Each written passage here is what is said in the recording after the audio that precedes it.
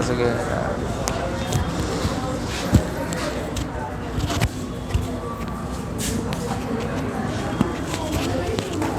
ढूंढो यार कहाँ है।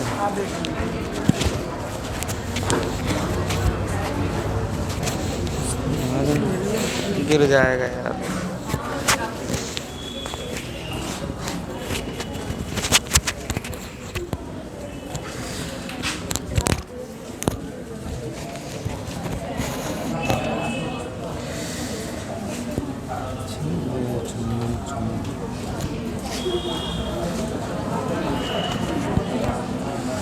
चलिए पढ़ रहे थे किशोरावस्था, ठीक है। कौन सी अवस्था? किशोरावस्था।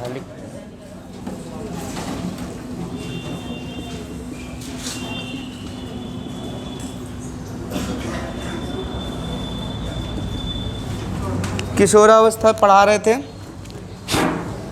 आवाज़ आ रहा है? नहीं आ रहा है। चलिए, किशोरावस्था में कुछ प्रमुख लक्षण और भी हैं जो बच्चों में दिखाई देते हैं और वो प्रश्न पत्र में सीधे सीधे पूछा जाता है। सुनहरे काल की अवस्था किसे कहते हैं? ये अंग्रेजी में इसे गोल्डन एज भी बोलते हैं, ठीक है। तो कई बार परीक्षाओं में पूछा गया है कि गोल्डन एज किसे कहते हैं, तो वहाँ दे देगा ऑप्शन में शैशवावस्था, बाल्यावस्था और किशोरावस्था। तो लिख दीजिएगा गोल्डन एज। ये इसी को हिंदी में सुनहरी अवस्था भी लिखते हैं, ठीक है। सही बात है, गोल्डन एज होती ही है ये, ठीक है।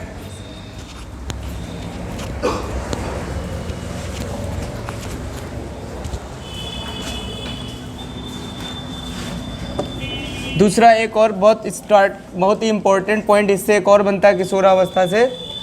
पूछता है विद्रोह की प्रवृत्ति किस अवस्था में? शैशवावस्था। विद्रोह की प्रवृत्ति शैशवावस्था। विद्रोह की उम्र, विद्रोह की उम्र, विद्रोह की आयु, विद्रोह की भावना। आयु, भावना, उम्र। आयु, भावना, उम्र। यहाँ प्रवृत्ति, वहाँ। समझ गए? प्रवृत्ति कहाँ होती है? प्रवृत्तियाँ जन्मजात होती हैं जो हम जन्म से लेकर आते हैं, ठीक है। चलिए, अरे छोटा बच्चा, अगर आप उसका क्रक्स का पैकेट झुट्टे ले लीजिए और कह दीजिए लाओ हम थोड़ा सा खा लें ऐसे चढ़ाने के लिए, फिर देखिए आप उसका विद्रोह वहीं लौट जाएगा। जब तक वो नया पैकेट नहीं आपसे खरीदवा लेगा तब तक मानेगा नहीं। तो ये विद्रोह की प्रवृत्ति होती है, ठीक है। लेकिन विद्रोह की भावना जो होती है और उम्र जो होती है वो कहलाती है किशोरा अवस्था। समझ गए? हर चीज़ में हम क्या कर देते हैं?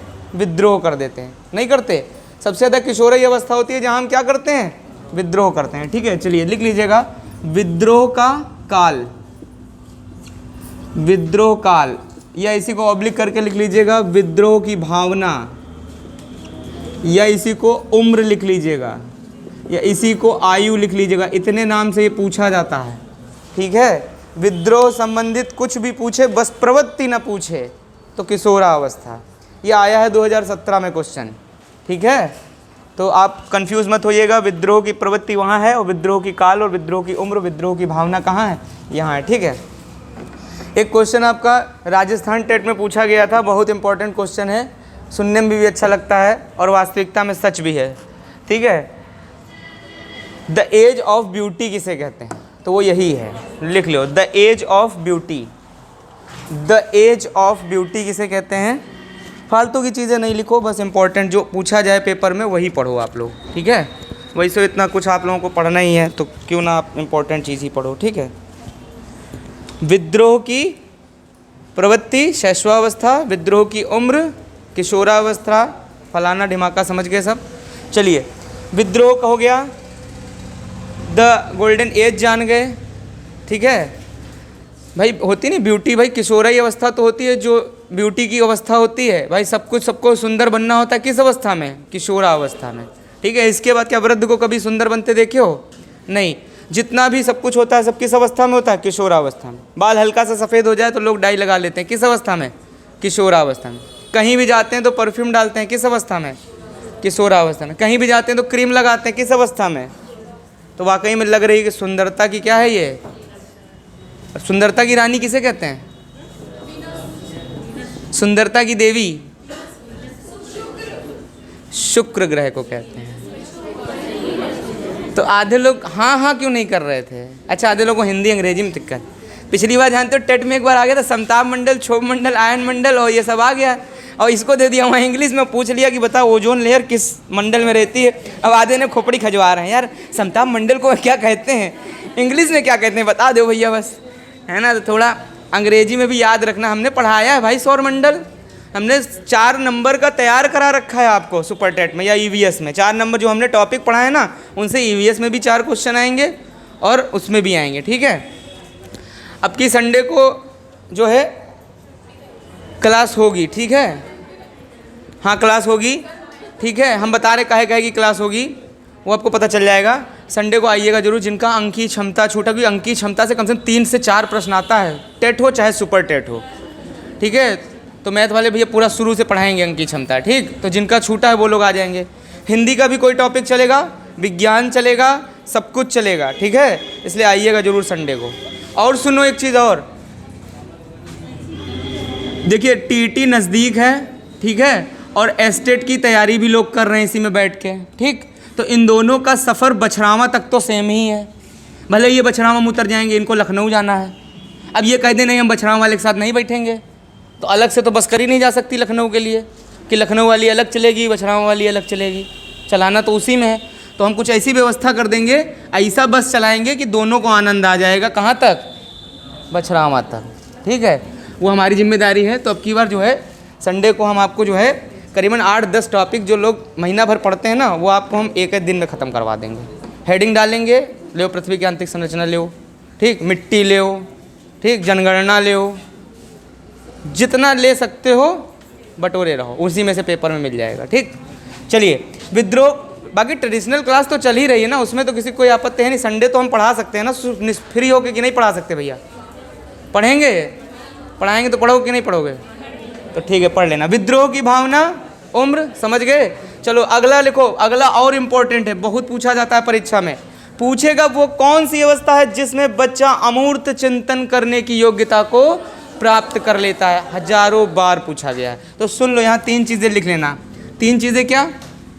अतार्किक चिंतन, अतार्किक चिंतन पूछेगा, फिर पूछेगा कौन सा चिंतन, तार्किक चिंतन पूछेगा, और फिर पूछेगा अमूर्त। अगर यहाँ मूर्त लगा दे तो घबराना नहीं, मूर्त तार्किक चिंतन भी पूछेगा तो क्या लगाइएगा, बाल्यावस्था। अमूर्त तार्किक चिंतन, तो तीनों का अलग अलग है। यह है शैशवावस्था पूछा गया है, यह है बाल्यावस्था, और यह है आपकी किशोरावस्था, ठीक है। ये क्वेश्चन आए हैं पेपरों में और दोबारा फिर पूछने की प्रबल संभावना है, ठीक है। जिसमें सबसे ज़्यादा पूछा जाता है अमूर्त तार्किक चिंतन करने की योग्यता बच्चा प्राप्त करता है किस अवस्था में, किशोरावस्था में, ठीक है। क्लियर इतनी बात? कोई समस्या हो तो बता दीजिएगा। चलिए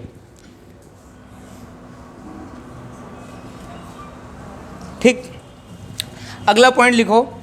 हमने आपको बचपन में पढ़ाया था कि समायोजन करने की प्रवृत्ति कहाँ प्रारंभ होती है, शैशवावस्था। समायोजन समझते हो? समायोजन कब कर सकते हो बताओ? समायोजन के लिए अनिवार्य चीज़ क्या है, ज्ञान। देखो समायोजन का मतलब ये होता है भैया कि किसी चीज़ को बदल के दूसरी चीज़ में अपडेट कर देना ही क्या कहलाता है, समायोजन कहलाता। सामान्य सरल भाषा में अगर समझो, ठीक। जैसे आप जानते थे कि वो बिल्ली का बच्चा है, ये कुत्ते का बच्चा है। अब शुरू में तो कोई नहीं बताएगा कौन बिल्ली है कौन कुत्ता है। क्वेश्चन कह दिए तोता है, तो अब हमको हर पक्षी क्या दिखता है, तोता दिखता है। तो ये हमारी हालत होती है शुरुआत में। लेकिन जैसे जैसे हम बड़े होते जाते हैं वैसे वैसे हम तोता में, कौआ में, कुत्ते में, बिल्ली में, बकरी में, सब में क्या करने लगते हैं, भेद करने लगते हैं। जो भेद आने लगता है ना, बदलाव करने लगते हैं, इसी को बोलते हैं समायोजन। और ये प्रारंभ कहाँ से होती है, शैशवावस्था में, ठीक। तो कहते हैं समायोजन का पूरी रूप से अभाव पाया जाता है किस अवस्था में, किशोरावस्था में। लिख लेना, बहुत इंपॉर्टेंट। बच्चे समायोजन करना पसंद नहीं करते किस अवस्था में, किशोरावस्था में। जबकि समायोजन बहुत ही अच्छा गुण है, लेकिन हम लोग करते नहीं समायोजन, ठीक। क्यों करेंगे भाई? कोई भी हम लोग को कुछ बताता है तो हम लोग क्या बदलाव करते हैं? हम जैसे हैं हमको वैसे ही रहना पसंद है, ठीक। जैसे सुबह उठते नहीं हैं बहुत लोग, उनको बताया जाता है कि भैया सुबह उठा करो, स्वास्थ्य के लिए ठीक रहता है, फलाना रहता है, ढिमाका रहता है, तो क्या कोई उठता है? अपने अंदर बदलाव नहीं करना चाहते, इसी को बोलते हैं समायोजन। और समायोजन का पूरी तरीके से क्या पाया जाता है, अभाव, लिख लो भैया, ये पूछा जाता है प्रश्न पत्र में। समायोजन का काल शैशवावस्था, ठीक है, और समायोजन का अभाव कहाँ मिलता है? ठीक, विद्रोह हो गया, अतार्किक चिंतन हो गया, गोल्डन एज हो गई। एक और बहुत इंपॉर्टेंट पॉइंट है, लिखो, कल बताया था ना आत्म संप्रत्यय का काल। किशोरावस्था में बच्चे सिर्फ अपने बारे में विचार करते हैं, इसी को बोलते हैं सेल्फ कॉन्सेप्ट, ठीक है। और ये सेल्फ कॉन्सेप्ट की थ्योरी किसने दी थी? William James. तो लिख लो, अगर नहीं लिखे हो वहाँ पर तो नीचे फिर से लिख लो, एक बार लिख लेना, आत्म संप्रत्यय। और देने वाले कौन थे? विलियम। ये डायरेक्ट पूछा जाता है कि आत्म संप्रत्यय की थ्योरी किसने दी थी? विलियम जेम्स ने। और विलियम जेम्स को क्या बोलते हैं? फादर ऑफ साइकोलॉजी, ठीक है। अच्छा बताओ, अधिगम मनोविज्ञान का जनक किसे कहते हैं? फादर ऑफ अधिगम साइकोलॉजी।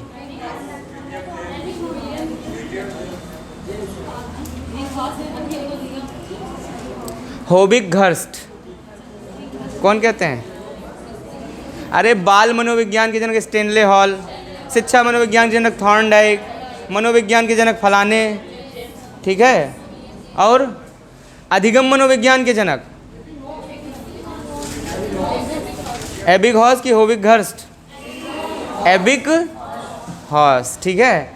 चलिए, हम देख रहे थे आप लोग सुर में सुर मिलाते हैं कि नहीं मिलाते, लेकिन आप लोगों ने मिलाया नहीं, कुछ पढ़ रहे हैं घर में, इसका मतलब कुछ लोग तो पढ़ रहे हैं, कुछ तो पढ़ते नहीं।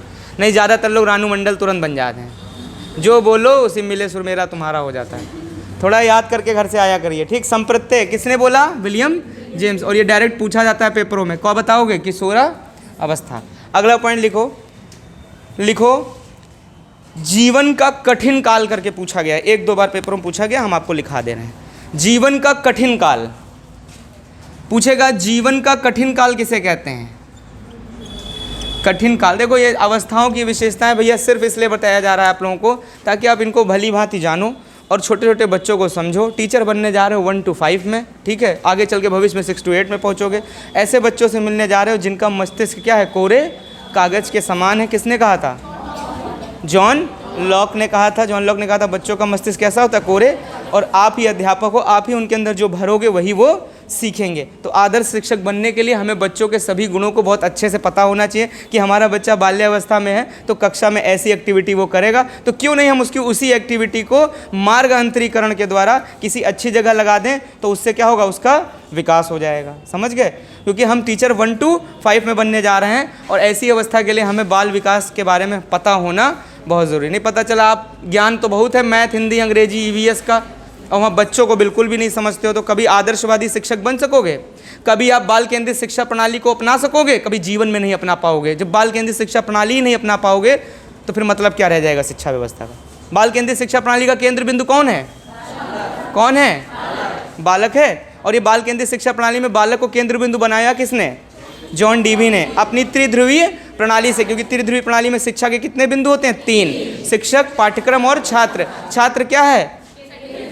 क्या है? केंद्र बिंदु। चाइल्ड सेंट्रिक एजुकेशन इसी को बोलते हैं। और इसी पर थोप दी गई है क्या? इनकल्सिव एजुकेशन, समावेशी शिक्षा। सभी जात, धर्म, लिंग, समुदाय और भेदभाव किए बिना, लूला लंगड़ा जैसे भी बच्चा है, जो भी उसके अंदर शारीरिक अक्षमताएं हैं, ठीक है, डिस्ग्राफिया हो गया, असम्बोलिया हो गया, डिस्कैल्कुलिया हो गया, कैसा भी बच्चा, उनको समान बच्चों के साथ समान शैक्षिक संसाधनों के द्वारा सामान्य शैक्षिक अधिगम प्रदान करना ही क्या कहलाता है? समावेशी शिक्षा कहलाता है। और ऐसी कक्षा व्यवस्था को कहते हैं समावेशी कक्षा। अभी आगे हम लोग पढ़ेंगे इनकल्सिव एजुकेशन, पूरा पढ़ेंगे डिटेल में, क्योंकि 1-2 प्रश्न आ जाते हैं और सीटेट इसके जस्ट बाद लगा हुआ है, ठीक है। तो टेंशन मत लेना। सीटेट में टोटल आपके प्रश्न कितने आने वाले हैं भैया? कितने आने वाले हैं? देखो भैया, 30 नंबर की मनोविज्ञान तो आएगी, ठीक, और इसी में होगी आपकी भाषा कौशल होगी, तो इसको तो आप 2 मिनट के लिए होल्ड कर दो। उसके बाद 15 number, 15 number, 15 number, 15 number, 15 number, ठीक है, 15 चकू 60 नंबर की आपकी आएगी भाषा शिक्षण, ठीक है, जिसमें होगा 3 कॉन्सेप्ट होगा, टीचर होगा, पाठ्यक्रम होगा और छात्र होगा, ठीक है। हम आपको ऐसा कॉम्बिनेशन करके 60 फैक्ट पढ़ा देंगे कि आपके 60 में से 50 से 55 क्वेश्चन देखते ही लग जाएंगे परीक्षा में, ठीक। उसके बाद बचेगा 30 नंबर ये, तो इसमें से 15 नंबर तो आप अपने आप विवेक से लगा लोगे, आज भी दे दें तो अभी लगा लोगे, नीचे किसी को भी बांटियाँ हैं भैया लगाओ जरा 15 क्वेश्चन, वो अपने विवेक से लगा लेगा, कोई दिक्कत की बात नहीं है। बचेंगे 15 क्वेश्चन जिसमें आएंगे सिद्धांत, जीन पियाजे हो गए, लेव वाइगोट्स्की हो गए, कोहलबर्ग हो गए, सामाजिक अधिगम का सिद्धांत बंडूरा हो गए, ठीक है, अधिगम सोपानकी हो गई आपकी, ग्रेगनी उर्फ गैने की, थर्स्टन का त्रितंत्र सिद्धांत हो गया, बहुबुद्धि सिद्धांत हो गया हार्वर्ड गार्डनर का। ये जितने भी सिद्धांत हैं 18-20 हम सब एक लाइन से झड़झड़ी लगा देंगे आपके सामने, और आप 15 क्वेश्चन वहाँ पर मात्र 5 सेकंड में टिक करके चले आओगे। सीटेट के पेपर की बात कर रहा हूँ, ठीक। टोटल कितने हो गए? 50 और 30, 50 और 30। इसी क्लास में लोग 30 में 30 लाए हैं, इसी क्लास में 30 में 30। क्यों? क्योंकि सब वही दिख रहा था, ठीक। अभी पिछली बार जिस लोगों ने सीटेट दिया होगा उनको अनुमान लग गया होगा, ठीक है। तो बस 15 दिन बाद तो हमारे पास एक और बैकअप आ गया है। जो बच्चे हमारे टेट में अगर लड़खड़ाए, पहली बात तो भगवान न करे कोई लड़खड़ाए, ठीक, लेकिन फिर भी एक प्लान बी होना चाहिए, नहीं होना चाहिए। फंस जाओ तो प्लान बी नहीं होना चाहिए, बिल्कुल होना चाहिए। दुनिया में हमेशा प्लान बी बना के रखना, नहीं एक जगह धोखा खाओगे तो दूसरी जगह, समझ गया ना। लेकिन कहीं कहीं अर्जुन कॉन्सेप्ट भी चलता है, एक बार में एक, दो नहीं तो क्या हो जाएगा, दिक्कत हो जाएगा। समझ रहे हैं बात को? तो इसीलिए आपको ये हम इधर 25 और इधर मान के लिए 50, हम 10 हटा, 10 उधर हटाते हैं, 5 इधर से हटा देते हैं, ठीक। अब 1-2 क्वेश्चन गणित के ऐसे आ जाएंगे भैया, सब्जेक्टिव आ जाएंगे। जैसे कह देगा बताओ एक बच्चा ज्यामिति संरचनाओं को समझने में दिक्कत करता है, तो बताओ कौन से ऑपरेटर्स का प्रयोग करोगे। अब उसके लिए व्यक्तिगत तौर पर हमें जो है थोड़ी ट्रेडिशनल वाली भाषा शिक्षण गणित की पढ़ानी पड़ेगी। अब उसमें आ जाएगा जियो बोर्ड आ जाएगा, डाइन बॉक्स आ जाएगा, अब एकस आ जाएगा, गिनतारा, तो क्या उसमें क्या लगाओगे? उसके लिए थोड़ा सा आपको पढ़ा होना चाहिए, उसका भी हम आपको व्यवस्था कर देंगे कि 2-4 प्रश्न अगर ऐसे आते हैं तो आप उनको लगा ले जाओ, अदरवाइज आप सब कर लोगे। तो 50 और 25 कितने हो गए? सीटेट में 75 हो गए। अब का पैसे जो ना हल कर पाई हो दो ठोरे, और ना कर पाओ तो सीधे यहाँ छलांग मार दो नीचे, और बाहर निकलना, चुल्लू भर पानी मिल जाए तो उसे ना घुसेड़ लेना, और तब तक घुसेड़ना जब तक दम ना घुट जाए। क्या मतलब ऐसी ज़िंदगी जब 5-2 पैसे ना कर पाओ? बच्चन वाले पैसे जावत कक्षा 1 से सॉल्व कर रहे हो, है ना। सुरेश को गणित पसंद थी, रमेश को मैथ पसंद थी, तो क्वेश्चन लिखा हो सुरेश को क्या पसंद था। अब यहू ना कर पाओ तो क्या कर पाई हो ज़िंदगी में? इतना नहीं लगाया होगा कभी पेपर सीटेट का, पैसे नहीं लगाए हो, सेम टू सेम जैसा बोल रहा हूँ ना वैसे ही आता है। तो बाकी 75 का सफ़र ये तय होगा, 25 का वो। लेकिन ये है प्लान बी, इसके चक्कर में मत पड़ना, ठीक है। 15 दिन मिलेंगे खाली, उसमें भी अब सारी बालक ही सक्सेस होंगे। मैं फिर बता दे रहा हूँ, अब सारी बालक, इसमें पूछा जाता है सीटेट में, अब सारी बालकों की विशेषता होती है, ठीक है। तो जब आएगा समय तब बताएंगे। चलो अभी ये हमने इसलिए बताया कि आप टेंशन ना लो, एक मौका और है, इसके बाद क्या है? सीटेट, ठीक। अब ये कह दो कि मौका बी का है, बता रहे हो, इसलिए बता रहे हैं कि हमको कभी भी चूकना नहीं है, क्योंकि यही हमारा पहला दरवाज़ा है नौकरी के लिए। काहे के लिए? नौकरी। और अगर भैया ये चूक गए ना तो यकीन माना रात में नींद नहीं आएगी, करवट बदल बदल के रोगे, फिर बता रहा हूँ मैं, ठीक है। चलो कोई दिक्कत नहीं है। जीवन का कठिन काल, सुनो किसने कहा था ये? सुनो, 2 वैज्ञानिक रहे, एक किर्कपैट्रिक रहे और एक रहे किलपैट्रिक। तो ये वैज्ञानिक का कथन जो है किर्कपैट्रिक का है, लेकिन किताबों में और परीक्षा में किलपैट्रिक ही लिख के देता है, ठीक है।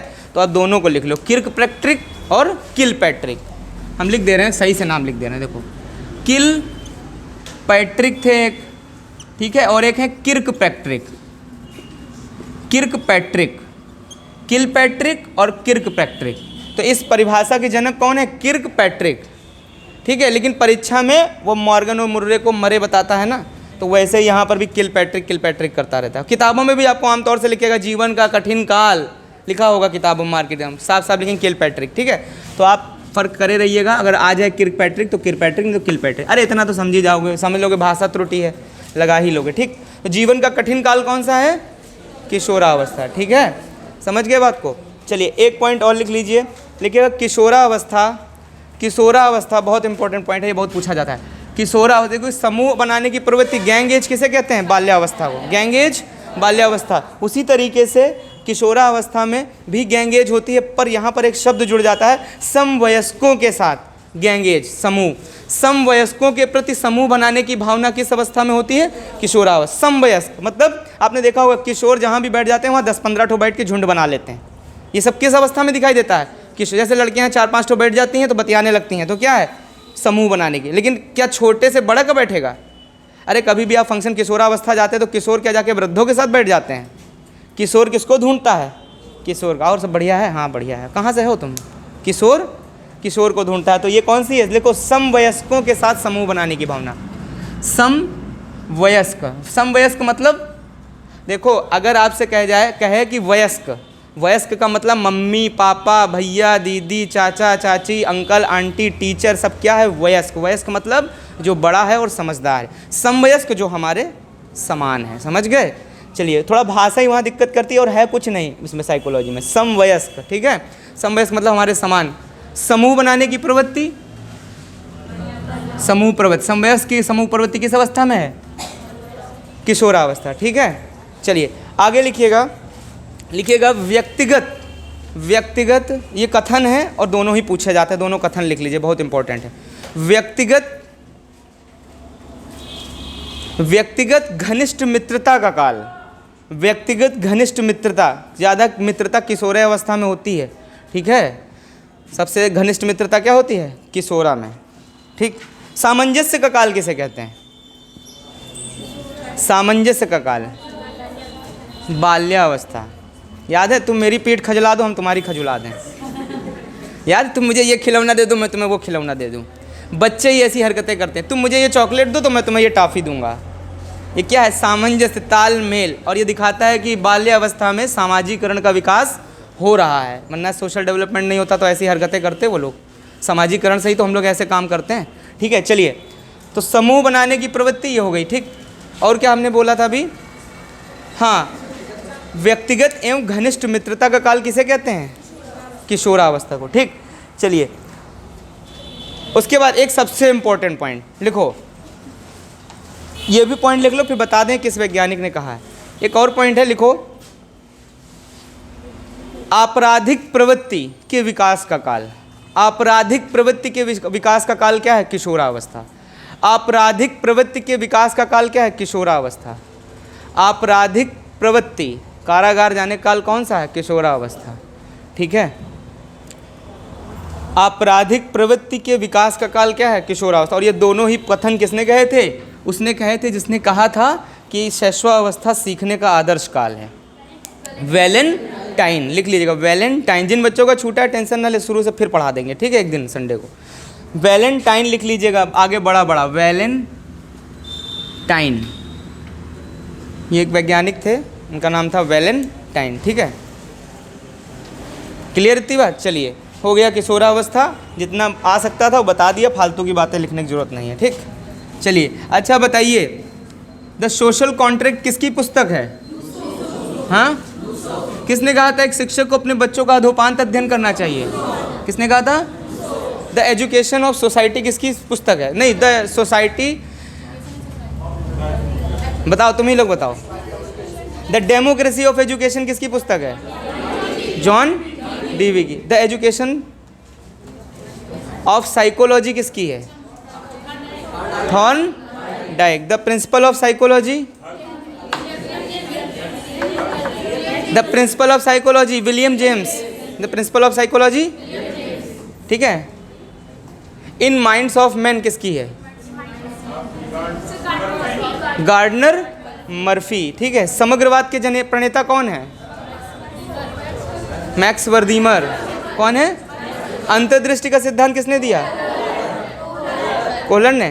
कंफर्म। सूझ का सिद्धांत, नैमित्तिक अनुबंधन का सिद्धांत, क्रिया प्रसूत का सिद्धांत, शास्त्रीय अनुबंधन का सिद्धांत, अनुकूलित अनुक्रिया का सिद्धांत, उद्दीपक अनुक्रिया का सिद्धांत, प्रयत्न एवं त्रुटि का सिद्धांत, सीखने के नियम हैं कितने दिए? कौन कौन से? तत्परता, अभ्यास, प्रभाव। आएगा ज़रूर पेपर में, ठीक है। कितने गौड़ नियम दिए थे? कौन कौन से? बहु अनुक्रिया का नियम, आंशिक अनुक्रिया का नियम, सदृशता का नियम, साचरता का नियम और मनोवृत्ति का नियम। 5 में से 4 में से कोई एक दिखा रहा है और पूछ रहा है कौन सा गौड़ नियम है, बता डालो, क्योंकि 3 नियम तो रिक्शा वाला भी जान गया है, ठीक है। 3 नियम बाहर समझ गए हैं सब लोग, इसलिए वो नहीं पूछता। गौड़ नियम एक रखता है, कहता है बताओ कौन सा एक थॉर्नडाइक का गौड़ नियम है या कौन सा नहीं है। समझ गए?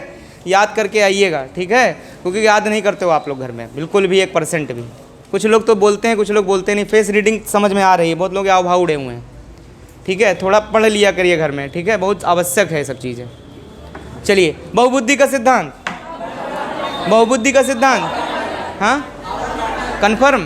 त्रितंत्र सिद्धांत, हाँ स्टेनबर्ग, कन्फर्म।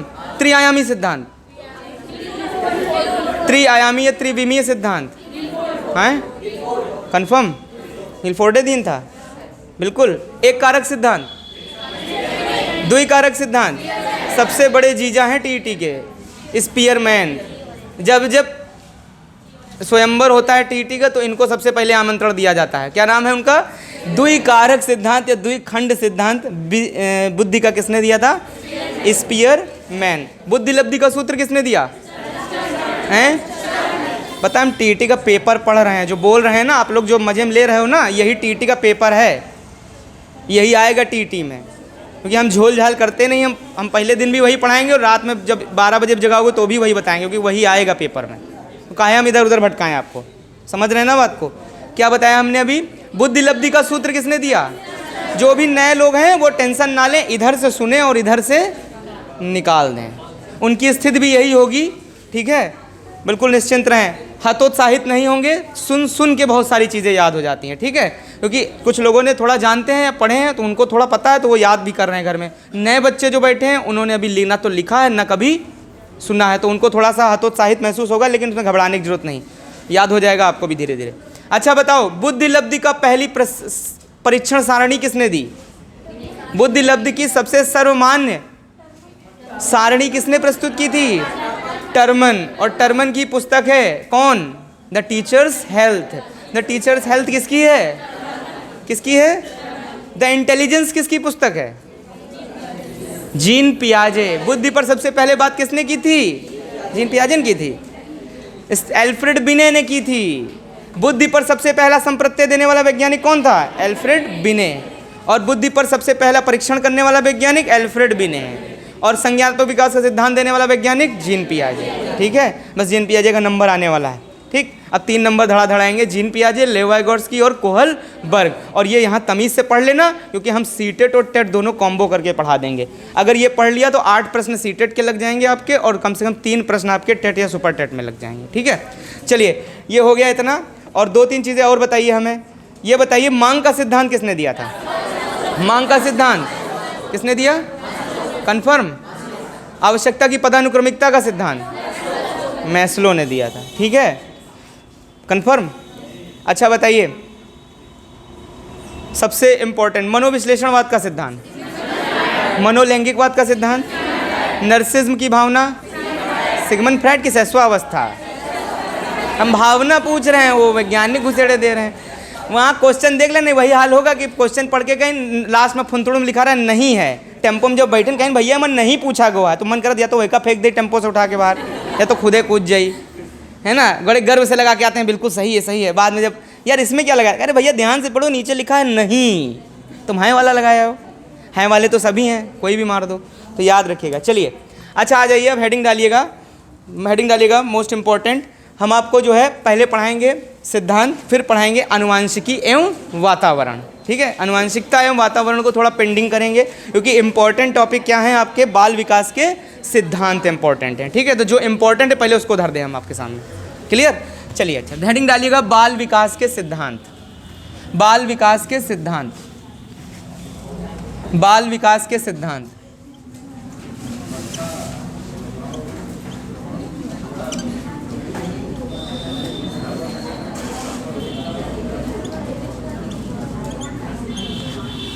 बाल विकास के सिद्धांत। तो बाल विकास के सिद्धांत में हमको मुख्यतः कितने सिद्धांत पढ़ने? हमने बताया था बाल विकास के सिद्धांत हैं, तो बाल विकास के पक्षों के बारे में बात की जा रही होगी। भाई बाल विकास के कितने पक्ष होते हैं? 5, संज्ञानात्मक, भावात्मक, सामाजिक, नैतिक और शारीरिक। और इन्हीं पक्षों को इन सारी अवस्थाओं में विकसित करना एक टीचर के द्वारा ही क्या कहलाता है? शिक्षण कहलाता है। किसके माध्यम से? पाठ्यक्रम के माध्यम से नहीं किया जाता है। भाई पढ़ाई लिखाई में इसीलिए तो जाता है कि हमारे सारे डेवलपमेंट हो जाए इन अवस्थाओं में। किशोरावस्था में जब हम स्कूल से निकलें तो हम विकसित होकर निकलें, परिपक्व होकर निकलें, होता है कि नहीं होता है? तो इन्हीं विकास के पक्षों पर कुछ प्रमुख वैज्ञानिकों ने अपने सिद्धांत प्रतिपादित कर दिए, जिन्हें कहते हैं बाल विकास के सिद्धांत, ठीक? तो इसमें से 3 प्रमुख सिद्धांत आपके सिलेबस में हैं, जिसमें से हम पहला आपको लिखा रहे हैं, आप पहले लिखो इनको, इसके बाद इसको शुरू कल करेंगे, ठीक है? पहला है संज्ञानात्मक विकास का सिद्धांत। संज्ञानात्मक विकास का सिद्धांत किसने दिया था? नाम था इनका जीन पियाजे। 2 नंबर लेके आएंगे ये, ठीक है? कल की क्लास छोड़िएगा नहीं, क्योंकि कल हम वाइगॉट्स्की भी स्टार्ट कर देंगे। हमने कहा ना बहुत तेज़ी से अब चलेंगे सरसराते हुए, और वो पढ़ा डालेंगे जो परीक्षा में दिख जाएगा आपको, ठीक। उसके बाद लास्ट में 10, 12, 15 दिन पहले जो कुचवाएंगे हम, ठीक है, बिल्कुल एग्जैक्ट वाला, वो आप लोग जरूर कर लीजिएगा, ठीक। चलिए, संज्ञानात्मक विकास का सिद्धांत। उसके बाद आपका होगा सामाजिक, ये सब पक्ष भी तो हैं संज्ञानात्मक पक्ष। तो सामाजिक विकास का सिद्धांत किसने दिया था? ये एक और नाम से पूछा जाता है, सामाजिक संस्कृति का सिद्धांत। तो दोनों ही नाम से लिखना। संस्कृति का सिद्धांत किसने दिया था? लेव वाइगोट्स्की या लेव वाइगोट्स्की, ठीक है। ये भी बहुत इंपॉर्टेंट है। तीसरा जो आपके सिलेबस में है और इम्पॉर्टेंट है वो है नैतिक तर्कणा का सिद्धांत। नैतिक तर्कणा का सिद्धांत मोस्ट इम्पॉर्टेंट है। इसको दिया था लॉरेंस कोहलर अलग हैं, लॉरेंस कोहलबर्ग अलग हैं, कोहलबर्ग, ठीक है। और ये पढ़ लिया तो सीटेट में मान के चलो आप जो है 10 प्रश्न लगाया होगे सीटेट में, ठीक है, सीधे सीधे, ठीक। हम आपको सीटेट में कुछ नहीं पढ़ने लायक भैया, कुछ भी नहीं है, केवल बस एक दिन पढ़ लो 4 घंटा सीटेट RO पार। पता नहीं काहे लोग इतना सीटेट का दिमाग लगाते हैं, पढ़ते हैं, उसमें न जाने का पढ़ते हैं। कुछ है क्या इसमें? सीटेट में कुछ नहीं था, कुछ भी है ही नहीं। बस ये पता होना चाहिए क्वेश्चन कहाँ से आएगा, तब तो कुछ नहीं है। और अगर ये नहीं पता क्वेश्चन कहाँ से आएगा तो फिर अथाह सागर है, चाहे जितना पढ़ा डालो कम नहीं पड़ेगा कभी भी। तो संज्ञानात्मक विकास, सामाजिक और नैतिक, ये 3 आपके सिलेबस में है। 2 पक्ष और भी होते हैं। एक होता है शारीरिक विकास का सिद्धांत, पूछेगा तो क्या बताएंगे? शेल्डन और क्रैशमर। और अगर आपसे पूछेगा संवेगात्मक विकास का सिद्धांत तो मैकडूगल। संवेगात्मक बुद्धि का सिद्धांत किसने दिया था? गोलमैन ने। किसने दिया था? गोलमैन। गोलमैन का सिद्धांत इंपॉर्टेंट है, आगे पढ़ाएंगे आपको, ठीक। अच्छा सुनो, एक संज्ञानात्मक विकास का सिद्धांत, एक वैज्ञानिक और है, उनका नाम है जेम्स ब्रूनर।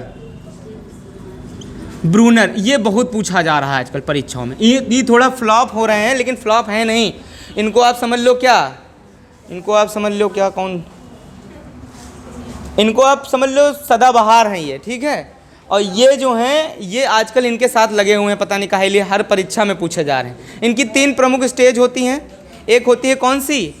एक होती है inactive stage, iconic stage, symbolic stage. 3 stage बताई थी इन्होंने, ठीक है। क्रियात्मक संक्रियात्मक अवस्था, दूसरी अवस्था बताई थी इन्होंने प्रतिबिंबात्मक अवस्था, प्रतिबिंब बन जाता है। तीसरी अवस्था बताई थी संकेतों के माध्यम से बच्चा सीखता है। तो इसका कभी कभी क्रम पूछते हैं, ऊपर से नीचे का, नीचे से ऊपर का, ठीक है। कल मुलाकात होगी इनसे भी, जिसमें से सबसे ज़्यादा इंपॉर्टेंट होता है इनकी संक्रियात्मक अवस्था। जैसे जीन पियाजे की मूर्त संक्रियात्मक अवस्था बहुत पूछी जाती है पेपर में। उम्र पूछता है कितनी होती है, तो उम्र बतानी होती है। कभी कभी पूछता है बच्चा कौन सी हरकत करता है, कौन कौन सी विशेषताएं होती हैं, ये सब बताना होता है, ठीक। चलिए आज लास्ट पॉइंट, जाते जाते ये कल पढ़ेंगे हम लोग। जाते जाते एक डिब्बा बना लीजिए, उस डिब्बे में जो हम लिखा रहे हैं उससे आपको यूपी टीटी में या सुपर टेट में एक क्वेश्चन जरूर मिल जाएगा, पक्का मिलेगा, ठीक। अब अपनी जगह सुपर 30 में बना पाएंगे ये लोग कि नहीं बना पाएंगे, ये परीक्षा बताएगी। हम आपको सब इंपॉर्टेंट बताते चलेंगे। चलिए, एक तरफ लिखिएगा शैशवावस्था, वेरी इंपॉर्टेंट करके लिखना भैया, वेरी इंपॉर्टेंट लिखना शैशवावस्था, फिर लिखना बाल्यावस्था, फिर लिखना किशोरावस्था। ऐसे लिख लेना, और लिखने के बाद जो हम लिखा रहे हैं वो लिख लेना, ठीक है। शैशवावस्था, बाल्यावस्था और किशोरावस्था, ठीक है। एरो मार के लिखिएगा। कल जीन पियाजे शुरू हो जाएंगे, ठीक है। कल स्कीमा पढ़ेंगे हम लोग, स्कीमा कौन सी बला है। शैशवावस्था कुछ नहीं होता, इसमें एक चीज़ पूछी जाती है, इदम का काल किसे कहते हैं। तो कभी कभी डायरेक्ट क्वेश्चन आता है इदम की अवस्था है, तो लिख लो शैशवावस्था, ठीक। कभी कभी इदम भी नहीं पूछता, कभी कभी इदम भी नहीं पूछा जाता, ठीक है। अभी बताते हैं क्या पूछा जाता है। इदम नहीं पूछेगा तो क्या पूछ लेगा?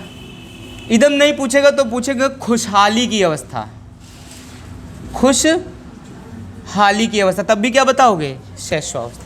कभी कभी शैशवा नहीं पूछेगा कि खुशहाली की अवस्था होती है, वहाँ ऑप्शन होगा इदम अहम परम अहम, तो क्या लगाओगे? इदम लगाओगे, ठीक है। चलिए, दूसरा पूछता है अहम की अवस्था, अहम की अवस्था वास्तविकता की अवस्था, ठीक है, या यथार्थ की आवश्यकता,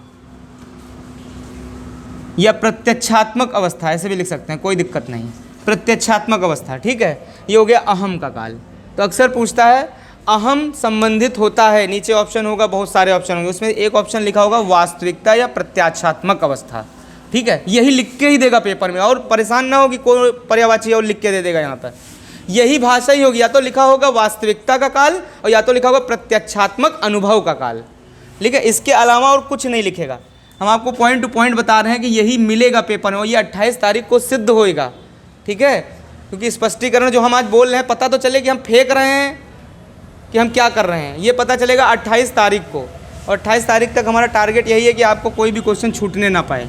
फिर होता है परम अहम, ये अंतिम है आज का, परम अहम। तो परम अहम किशोरावस्था में एक पॉइंट और ऐड कर लो भैया, कभी पूछे परम अहम का काल कौन होता है तो यहीं लिखे लो किशोरावस्था, ये भी बहुत पूछा जाता है। परम अहम की अवस्था किसे कहते हैं? किशोरावस्था। कौन सी अवस्था? किशोरावस्था, ठीक। और परम अहम है तो इसमें भी एक विशेषता होती है आत्म प्रेम। कौन सा प्रेम? आत्म प्रेम। तो पूछ लेता है परम अहम संबंधित होता है स्व प्रेम, आत्म प्रेम, मतलब इसी टाइप के क्वेश्चन बनाता है टीटी, ठीक है। उनके पास लेवल यही है और इससे ज़्यादा ऊपर जाते नहीं वो, और एक सिस्टमेटिक पेपर बना के दे देते हैं। अब कुत्ता बिल्ली चूहा नहीं पूछा जाता, पहले ज़माने में पूछा जाता था। अब थोड़ा पेपर स्टैंडर्ड आता है इनका, लेकिन सही आता है, ठीक, ये याद रखिएगा, ठीक। उसके बाद इधर लिख लेना, इस तरफ लिखना तार्किक चिंतन। एक क्वेश्चन जरूर फंस जाएगा यहाँ से आपका। इधर लिख लेना कौन सा चिंतन? अतार्किक चिंतन। इधर लिख लेना तार्किक और इधर लिख लेना अमूर्त तार्किक चिंतन, ठीक है। इधर क्या लिखोगे? क्या लिखोगे? अतार्किक चिंतन। पूछता है अतार्किक चिंतन का काल शैशवावस्था, बाल्यावस्था तार्किक, और ये अमूर्त तार्किक चिंतन। अमूर्त लग जाएगा भाई, जो चीज़ दिखाई न दे वही क्या है? बिना देखे हुए किसी चीज़ की कल्पना कर लेना किशोरा ही अवस्था कर सकती है और कोई अवस्था नहीं कर सकती, ठीक, ये याद रखिएगा, ठीक। उसके बाद इधर लिख लेना ऊपर क्या, क्यों, कैसे, और डब्बे में बंद कर लेना, ठीक। एक क्वेश्चन आपको परीक्षा में मिल जाएगा, इसी बार मिल जाएगा, ठीक है। क्या, क्यों और कैसे। शैशवावस्था का बच्चा क्या है, क्या है, क्या है। बाल्यावस्था में बच्चा क्यों है, क्यों है, क्यों है। और किशोरावस्था में बच्चा कैसे है, ये कैसे है, ये ऐसे है तो फिर ये कैसे है, ठीक है। चलिए बस आज के लिए इतना ही, कल फिर मुलाकात होगी। अच्छा बताओ, द्वैध शासन प्रणाली कब आई थी? शिक्षा में द्वैध शासन प्रणाली 1919। मॉन्टेग्यू घोषणा पत्र 1919। भारत शासन अधिनियम 1919। रोलेक्ट एक्ट 1919। रोलेक्ट एक्ट 1900। काला कानून भी बोलते हैं इसको, ठीक है। क्यों आया था काला कानून? बताओ भाई, काला कानून काहे लिए आया था? सही कह रहे हैं।